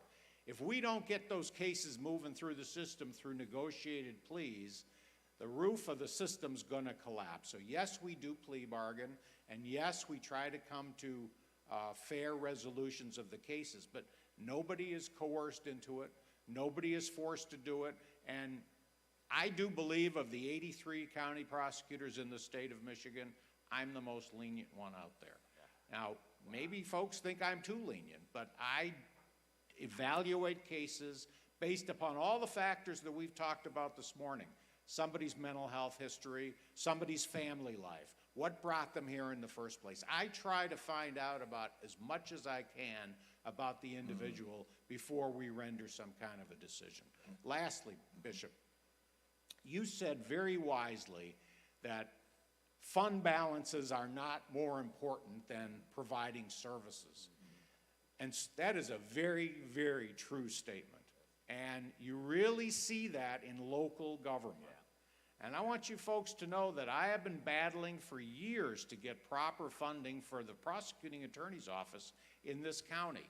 And the argument I get often is, well, the fund balance needs to be kept up in case of the rainy day. But the actual answer is we don't need to keep it up so high and not provide the necessary services to the community. And if we can't, here's the danger with not properly funding a prosecutor's office anywhere. You get overworked people who start making bad decisions. And you know what bad decisions lead to? Wrongful convictions. The very things that we don't want to happen. Wow, you're very transparent. Thank you, Prosecutor Layden. A question came in that says, do the Democrats still have charge of the House? If so, what do we need to do to keep it that way besides voting? Let me just say to that question, before we segue into the next point, before we conclude, is that messaging and communication is very, very important. The Democrats are in control of the House. They have a very slim majority, a majority that is in danger this year in midterms, which is why we're here talking about the need to vote. Look, that other party taxed your pensions before. Ain't no telling what they might do. You put them back in power, all right? They've cut education. They've done, I mean, you look at the largest per pupil, the largest K-12 per pupil increase in education has come at the hands of a Democratic governor, all right? These are not things that Republicans are doing. If we don't vote, then we give up the power and the voice. We can call relatives in other states who say, I don't think we need to vote. You do need to vote. I'm telling you right now, United States Representative Dan Kildee is responsible for $99 million of ARPA funds, which is through the federal relief that's been coming through the White House, $99 million for the city of Flint, okay? Yeah, give him a hand. $99 million that he fought for the city of Flint. $77 million, as he just referred to Genesee County, okay? And $110 million to the Flint Community Schools, all right? Listen, yeah, give him another hand. These are the type of people we got to keep in office. Now, you may not like everything he does, and he and I have been places where people said that they didn't like some of the things he did, and I began to remind them of what other people have done, and I'll also remind them, or should I say what they have not done, and remind people of what he has done. When you talk about community mental health, and I know, Prosecutor Layden, I have one question here. I'm not sure who submitted these questions, but it talks about Michigan Reformatory as a level 2 prison, and they talked about the guidelines in place, and I know you probably can't speak to that. That's a Sheriff, a Swanson question, or someone who deals with Michigan Department of Corrections as it pertains to the conditions and guidelines of our prisons, making sure that our prisoners are kept safe from COVID and not treated like they are inhumane. And I trust that Congressman Kildee, you will do everything you can to make sure that that happens, not on a state level, but a federal level. But when you talk about mental health, we heard Marquis talk about mental health. Mental health has to be the focal point of everything we're doing as it pertains to policing, as it pertains to education. Marquis brought up something that I hadn't even thought about, which to me is under the umbrella of sensitivity training. The bottom line is a lot of these teachers don't know how to talk to this younger generation of color. Can I be transparent? As a pastor, I'm learning how. Yes, sir. I've been talking to our church about this. People come to church differently now. This is not 1985. Their values are different. How they come in the building is different. People don't even walk up and join your church anymore. They just keep coming. Right. So everything has changed. And if pastors, elected officials, to Pastor Thompson's point earlier, prosecutors, if people don't know how to deal with this new generation, and I say generation, I'm not talking about necessarily age, I'm talking about how people think today, then we're going to be behind. I'm proud to say that even yesterday I had a follow-up meeting with the Genesee County Community Mental Health, because we're trying to build a program that involves ecumenical leaders and community mental health, where we as pastors can get directly involved in erasing the stigma. I have a question here that said, community mental health, where is the help? When they were closed, there people are told to go to Carriagetown or shelters. Why? Shelters are not equipped to deal with mental health. The city has funding for programs that can be partnered with community mental health. And what I'm doing is I'm showing pastors this year the grants that are in recast dollars and other places to where we can partner with the city. Now, this church has the largest day camp in the city of Flint. And it has been because of support by the UAW, support by State Senator Jim Ananick, the wonderful members of this church who have funded it, Representative Dan Kildee and others. There are people who have poured into this church for day camp purposes for years. Well, this year, you know what I did? When the city stepped up to look at funding for the day camp, I wrote into the grant this year mental health. To partner with Rico Richardson and Associates and others, I wrote them in the grant because we need to do a pre and post behavioral assessment. Parents, you got to let us do this so that we can help our young people as they go out in the community, as they go to school. Community mental health is a major, major issue. Attorney, I'm giving you all kind of names. Oh, Secretary Wheeler. Yes, sir. Yes, sir. When it comes to mental health, Yes, sir. is it true or not true that sometimes voting is effective? Yes, sir. In the last city council race in Flint, we had an embarrassing, dismal turnout of 6%. Yeah. Do you think, from the state's view, does mental health also play a role in why people choose not to vote? You are onto something so big, Say it so again. significant. Say it again. Keep saying that. You I know. are. Yeah. You are, though, Bishop. I applaud the way that you're thinking. Let me suggest this too, though. Addiction is a mental health disease. There's a space in the brain that gets hooked on pleasure. And we talk about drug use, but that same space likes sugar, alcohol. You hear what I'm saying? Yeah. This is deep. You're onto something. That same, and then there's another space. I talked earlier about living your light or living in darkness. When you run from certain challenges, you dwell in the darkness. You don't use your power. That's why your responsibility is bigger than, that's what I mean when I say the power of the people will be forever bigger than the people in power. We love KOD, we love Layton, but they'll be gone. You'll still be pastoring. Yeah. You follow me? Yeah. So I am saying to you, and then this is elections do matter. You referenced something else I do want to put extra emphasis on. There are three types of elections that really are different, and we got to put a different kind of energy. Presidential elections, somehow we get 50 to 60% voter turnout in the presidential. And the president is all powerful, and much of the relief that African Americans have lived comes at the federal level. Where we get juked is at the local level. Right. You follow me? So the Voting Rights Act, the Civil Rights Act, the Fair Housing Act, the Community Reinvestment Act, all that stuff comes out of the federal. That's why we pay extra attention to the presidential level. But then this year is midterm elections. This is where we lose ground, y'all. All the ground. And there's a history and a tradition where whoever's in the White House, Their party loses. they the midterm. lose at the midterm level. You know, we could lose the governor. We could lose. Don't take none of this. And then you reference, and then local elections are. What happened? That's the one that has the most impact on you. The mayor, the city council persons, the school board. So we've got to figure different ways to stimulate our people. And you almost have to, Dr. Jawanza Kunjufu, you ain't old enough to remember that era, but Brother Layton and I are, and Kildee, I don't know, you might scratch, but you might scratch that life stage. But he talked about different ways to incentivize people to get people to do things.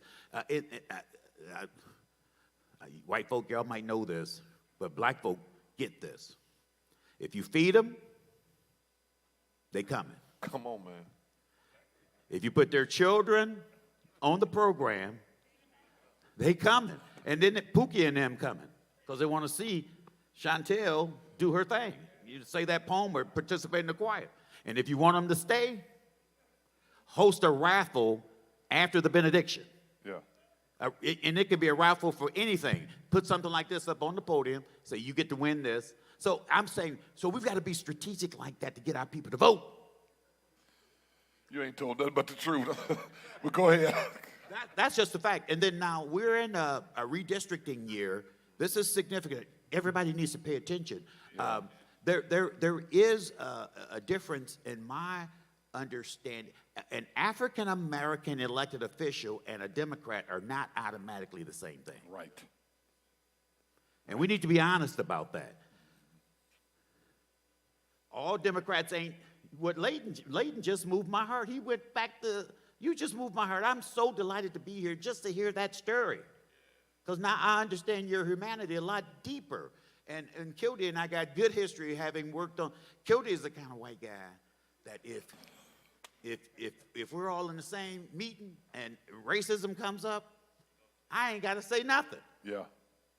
And we've got to have not only strategic, but holistic relationships. We've got to build coalitions, but it's got to be rooted in honesty. Right. That's where I'm at. I shouldn't have to dwell beneath my privilege.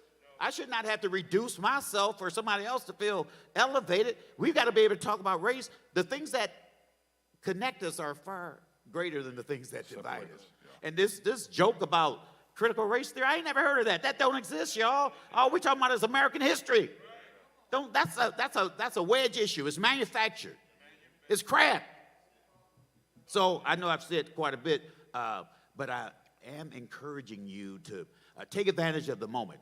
We've got a governor that appointed the Michigan Department of Corrections director. Her name happens to be Heidi Washington. This is a moment. She'll take your call. Okay. I'll reach out about this question. Yeah, I mean, and half of us are related to somebody that's in prison. That's how disparate the impact of the criminal justice issues have been in our lives. 30 years ago, most of us didn't know anybody. Today, half of you are related to somebody. That's how bad this thing is. So why in the heck are we uncomfortable talking about racism when we live it every day? Yeah, that's true. That's true. Thank you, Secretary Wheeler. This has been, those of you who are watching at home, I certainly hope that you have enjoyed these comments and this forum. I have thoroughly enjoyed what I've heard today. There's been a lot of authenticity as well as transparency. The attack on black democracy is real, and crime in our neighborhoods is real as well. And those of us who have the right heart and the right motives have to get involved in the voting process. We have to get involved in messaging. We have to be comfortable enough to have these conversations in real time, and we have to be transparent enough to understand that racism can only be eradicated with people who see each other as people and not as labels. We've been through colored, we've been through Negro, we've been through African American, we've been through black, we've been through everything, right? We just want to be a person. And we want to feel, as Pastor Thompson said, safe in our deployment and where we go. We want our women to be safe. We want our neighborhoods to be safe. We want blight to be eliminated. We want funds to go where they need to go. And these are all part of the manifestations of what happened when you vote for the most qualified person. And to make sure that you are aware of what the roadblocks are. I think Congressman Kildee spoke directly to it. We got problems in our own house. We got problems with Democrats who may not believe that urban areas should be represented equally and fairly. Pastor Thompson said it right. Don't come around at election time. We want to see you at all times. And I do have to say that these elected officials that are with me now, we do see all the time. And we always can get to Prosecutor David Layden. We can always get to our fighter in the 5th, Representative Dan Kildee, and others. I mean, we can always call Debbie Stabenow. She's a call away. She's around at other times. But some of you all need to get your act together. We don't see you enough. And that has caused apathy, not only in our community, but also apathy amongst hard-working blue-collar men and women who go to factories and go to jobs and go to education every day and are severely stressed out. Teachers and educational professionals want to know that they have the backing of their elected officials. They won't hazard pay. They deserve it. You have educational people who may be support staff. You know, it's not all about teachers. You have support staff in jobs who deserve pay for putting their jobs for putting their lives on the line, going in schools and dealing with young people who were infected. We have people that General Motors and Ford wanted to continue to build vehicles in the middle of the worst worldwide pandemic in over 100 years. Pastors were on the front line. I celebrate fire. I celebrate police. I celebrate all of the nurses and medical professionals that had to go out and battle and are still battling in this pandemic. But there were other people as well like I said, like I referenced, auto workers, educational workers, support staff. There are a lot of people who had to continue to work, CNAs, phlebotomists. There was a lot of people who had truckers, people who stocked grocery stores. So we want to make sure, bus drivers, who had to continue to go back into transportation. So they want to feel, when they talk about these kitchen table issues, they want to feel that they have the support of the people that they elected. And we are not going to allow I just talk straight, we are not going to let the Republican Party come out here and restrict our access to absentee vote. If I don't want to have a reason to vote absentee, that's my business. I ain't got to tell y'all why I don't want to go to the poll. I got a problem with that. You understand me? I got a problem with limiting ballot drop boxes in our neighborhoods. I got a problem with Sunday, not saying we can vote on Sundays. Some people working 9 days a week. They feel like it's 9 days in a week. I got a problem, and when we come out here and fight against it, we'll stand united. The clergy in this community and others, we will stand united. Do not sign these petitions. I believe they got petitions out there already. They're about to say what? They're about to fizzle. Yeah, okay, yeah, because they had to have 300-some thousand signatures in order to get this stuff on the ballot to go past Governor Whitman, because they know she's going to veto it as soon as it get on her desk. Listen, educate yourself, all right? Educate yourself. Pastors, mount our pulpits and educate our people about what is going on. Stream it live so that thousands of people or hundreds of people, whatever, that'll watch this will be able to be informed on what they should be doing. I want to thank everybody for coming out. We're going to have closing remarks by our panelists. But before we do, if everyone could just please bow their heads with me in a moment of silence for the Ukrainian conflict that is going on at this moment.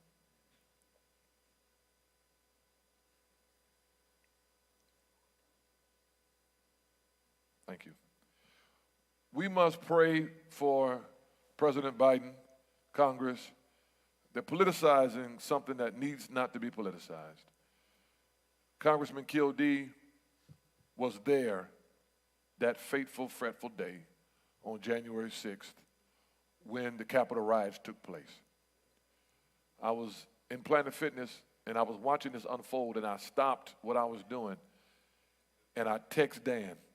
And because tears welled up in my eyes when I saw our country looking like it was getting ready to fall from within. I thought about my buddy, this man who inspired me. He told you about he was elected to the Flint Board of Education at 18. I was elected at 20. The youngest black at the time. He's the youngest ever because I was inspired by him. I called, I texted him, I said, Dan, are you all right, in all caps? He said, I'm heading to the not the bunker, but yeah, he said, I'm headed to the undisclosed location now. I stopped and I began to pray. And I thought about, I can't remember if I texted Debbie and Gary or not, but I started thinking about these people who had been to this church, who in this community. Dan Kildee, these people's lives were in danger. It was an attack on our democracy. And because they failed, now there's an attack on black democracy and democracy as a whole. This man is not done. And we need to be aware of what that means to us as people. What we see in Ukraine is a clear example of the beliefs that Donald Trump embodies and he believes in. He believes in that. He believes in what Vladimir Putin is doing, to take away the freedoms of a sovereign nation. I had to get off of social media because they showed on TikTok where a Russian tank rolled over a senior citizen. He was driving down the street and the tank diverted and rolled over his entire car. Thank God he lived. But it brought tears to my eyes, the brutality of war and the brutality of what happens when the wrong people are in power.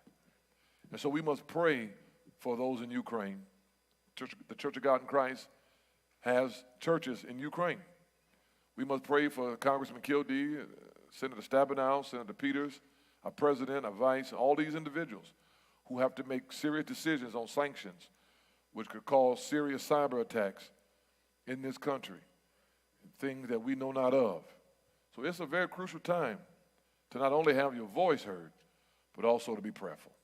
With that being said, we'll have closing remarks from my panel. I'll start to my left with my dear brother and friend, Pastor Keon Thompson. Bishop, thank you very much. It's been a pleasure to be able to sit up here and have this critical and crucial discussion. I want to say that we want to do all we can to help remedy the issues that we have in our community with the young people who have a willingness and readiness to commit crime. I think that it's important for us to capture them while they're young, to try and help steer them away from criminal activity. I think that's very important. I think it's important for young people to see our elected officials being active in our community. We're grateful for all of our heroes who help in solving crimes and preventing crimes. Thank God for the police. And I'll say this, when the politicians do all that they can to get us to come to their events, with the food and the entertainment, and after you've gotten our vote, please, by all means, don't forget the promises that you've made to us. That's right. Thank you. Thank you, Pastor Thompson. Prosecutor Layton. Bishop, ladies and gentlemen, thank you so much. Bishop, thank you for including me on this panel. I want to tell you, I have learned a lot this morning. Great. I really have. I've been writing some notes, and my head is spinning with information. You know, listening is a underrated skill. I remember talking years ago to a very learned lawyer, and I said to him, I don't think that, I could ever be a judge. I'm not smart enough. And he said to me, you don't have to be smart to be a judge. You just have to be a good listener. And I never forgot that. I thought that was a very profound expression. And I want you to know that I am humbled and privileged to have the job that I have. I love being your prosecuting attorney, and I intend to continue. And I want to grow every day. I think I've grown from 1/1 of 05 when I first took office to today. I've learned a whole lot. I think I'm way better at the job today than I was back then. But I also think there's more room to grow. Absolutely. And that's exactly what I intend to do, because I want to deliver justice, fairness, equality to everybody who lives in our county. And you have my pledge that I will continue to do that. If you need me, I am available. I am transparent. I want you to know what's going on. If you want to come down to the courthouse and you need to talk about something, please let me know, because we want to get it right. We don't want to convict. We want to get people back on the right road. And that has been my goal and will continue to be my goal. And thank you very much, and God bless everybody. Thank you, Prosecutor Layton. Secretary Wheeler. Yes. Where we live should not determine if we live or die or have access to opportunities, but very often it does. But Bishop Merton, I want to applaud you for hosting these important conversations and recording it so others can get the benefit. I agree with Prosecutor Layton. Like you, I always get more out of these experiences than I could possibly give. So I am deeply appreciative for you having invited me. Happy to be a part of it. You got a brother in the Secretary of State's office, so don't hesitate. And half y'all related to somebody that got a driver's license issue too. I had no clue how big this issue was, but I'm happy to be of service. Thank you for having me. Thank you, sir. Please give him a hand. Thank you. And please let Secretary Benson know we said thank you for all of our hard work. We look forward to seeing her soon. Fighter in the 5th. All right, U.S. Representative Dan Kildee. Let us know the new district is 10th. Is it 10th? 8th. Yeah. We got to come up with something else to rhyme with 8th. Yeah. It's a little tougher. Yeah. Go ahead. Thank you, Bishop, first of all, for assembling us, and I, too, learned a lot. This is an important conversation, and it's one that needs to continue. So hopefully, in other forums, we can continue to pursue these issues. You mentioned January 6th. I was a victim of that. I was trapped in that building, couldn't get out. was saved by some officers who decided to put themselves in harm's way to get the handful of us that were left behind out of there.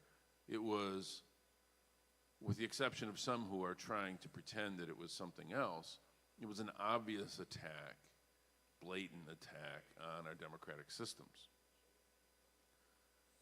But one of the things we need to keep in mind is that that attack takes a more sophisticated form when it's done at a state legislature, in a county courthouse. And that's where that battle's ensuing now. They're not carrying batons and bear spray. They're carrying legislation. That was heavy. And it's just as dangerous. So we have to fight that. But I leave today very hopeful, and I'll tell you why. Mostly because of this young man to my right. You know, we have a lot ahead of us. And a lot of these battles will be going on long after some of us have receded into history. It's encouraging and a source of hope to see a young man who just turned 18 be able to think the way he does and articulate those thoughts in the manner that he does. So I leave uplifted by that. So thank you. Beautiful. And then the final remarks will be from our future. So I want to go off what Prosecutor Layton said. It is beyond important to listen, and conversations like these are also beyond important. But if we're not listening, not much will come from them. And with listening, we all have to be open-minded. If we're not open-minded, we will not have the ability to understand what other people are saying. Like Bishop Martin, can I call you Bishop Martin? Yeah, you okay. Bishop Martin, he said that it's important to get rid of labels, but I feel that it's also important to see the labels that people have. Because if we don't see those labels that people have, we won't be able to also understand their experiences or put ourselves in their shoes. And with that being said, I also want to remind you guys to stay educated. Always know what's going on within our communities, what's going on within our state, what's going on out of our country, and what's going on just in the world in general. Thank you. Let's give this young man another hand. Marquis Taylor. Taylor, right? Yeah, I think we're going to see a lot of him. And I think we want to see a lot of him. And, yeah, there's more like him, and we have to expose them to our communities. And you are anticipating going to, is it Grambling? No? Oh, I'm sorry. Let's celebrate his mother being here today. Let's go. Have you decided where you're going yet? You going to, you went to Grambling, and you're going to Hampton, HBCU. I think you'll fit in just right. But we're going to need you back here, too. Yeah, we're going to need you. Thank you so much. Well, this has been wonderful. Again, this panel of my friends, and this has just been a wonderful example. Thank you to the members of the greatest church on earth, Cathedral of Faith Church, for all of your love and support. Let's give our church a hand. Those of you who are watching, those of you who are here, I appreciate your support. Tomorrow is our annual Black History program at 11 and 5, and we'll have young people on parade all day long, and I'm looking forward to that as we celebrate Black History tomorrow. Feel free to join us at 11 a.m. or 5 p.m. in person or virtually. We will all be adorned in our African-American attire tomorrow in a celebratory fashion of what it means to us to celebrate our heritage. The sermon tomorrow, of course, we'll talk about Jesus Christ. It'll also be relevant enough to talk about how we have to make sure that our salvation lines up with who we are as a person. With that being said, if we would all stand and receive Pastor Alfred Harris, one of the leaders of our community, again, president of the Concerned Pastor for Social Action, my friend, colleague, mentor, father in our community. Very seldom will you see me do anything publicly without this man's support and him being present. So let's, again, say amen to Pastor Alfred Harris, Saints of God Church. Amen. Let us give Bishop Martin and this panel a round of applause. Thank you. Thank you. There are two things that we need to have as we live our lives. Inspiration is wonderful, but if you have inspiration without information, you are in trouble. And so as I leave this place, I'm so happy to say that I am on this team, and I look forward to supporting you all in this community in any way that I can. Let the church say amen. Amen. Receive the benediction. The Lord bless you and keep you. The Lord make his face to shine upon you and be gracious unto you. The Lord look upon you with favor and give you peace. This is my prayer in the name of the Father, Son, and Holy Spirit, and everybody say it. Amen. Amen. Thank you. Thank you, man. Oh.